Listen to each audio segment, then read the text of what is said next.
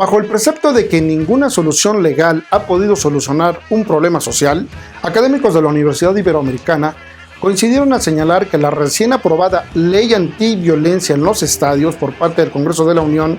tiene desde el solo nombre un enfoque equivocado, pues aseguran las leyes por sí mismas no van a erradicar la violencia, hablando específicamente de los estadios, pues no son milagrosas, necesitan condiciones, marcos, visiones integrales de trabajo. Uno de los problemas que hay en el periodismo deportivo es que cuando se habla de violencia siempre se juzga ya prejuiciadamente, a priori, a ciertas personas como violentas. Y eso es una de las primeras cosas que hay que tomar en cuenta porque, por una razón, en el fútbol, en la industria del entretenimiento del fútbol, suceden muchas cosas que son violentas, pero a las que no se les llama violencia. Por ejemplo, hay formas de violencia que son simbólicas y que son aceptadas, incluso son promovidas por los propios periodistas, por los propios medios y por los propios equipos de fútbol. Las más comunes formas de estas violencias son las violencias verbales o las formas de violencia simbólica o lingüística que se dan en el entorno del estadio, sobre todo vinculado a utilizar términos peyorativos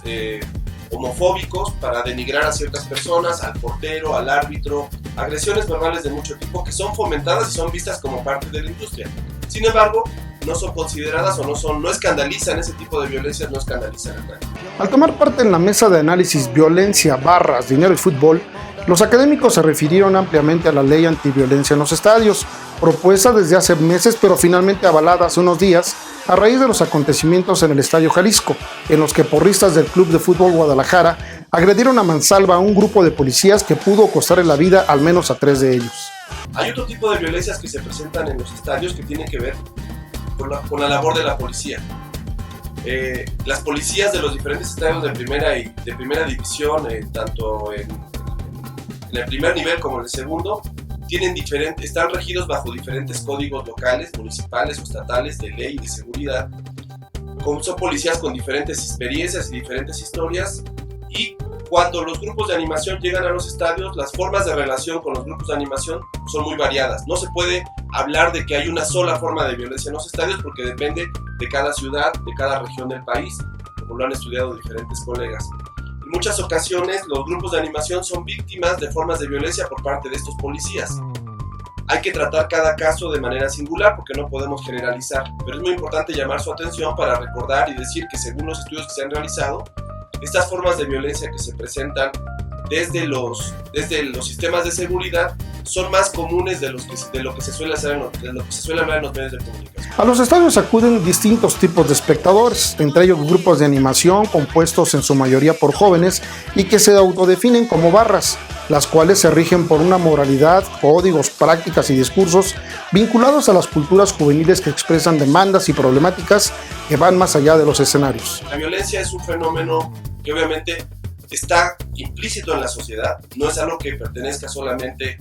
expresamente al fútbol, y mucho menos al fútbol profesional, y como parte de la sociedad, la violencia forma parte del tejido social. Una de las cosas que de manera ingenua nosotros criticamos en muchas ocasiones al periodismo deportivo es que asume que la paz o que la convivencia perfecta o absoluta es posible en cualquier sociedad, y eso es una ingenuidad. Como todo el mundo sabe, las expresiones de violencia son constantes y permanentes en cualquier grupo humano. Hay múltiples formas de manifestación de violencia y agresión, y el fútbol no es ajeno a esto. Así que cada vez que hay una manifestación de violencia, a veces se exagera, hay una especie de pánico moral, porque el sistema del fútbol es muy conservador, y cuando hay algo que se sale de su esquema, del negocio del entretenimiento, brota y escandaliza, ¿no? Hay luego un rechazo unánime, una condena, pero esas condenas están basadas más en prejuicio, en ideas preconcebidas, en sentido común,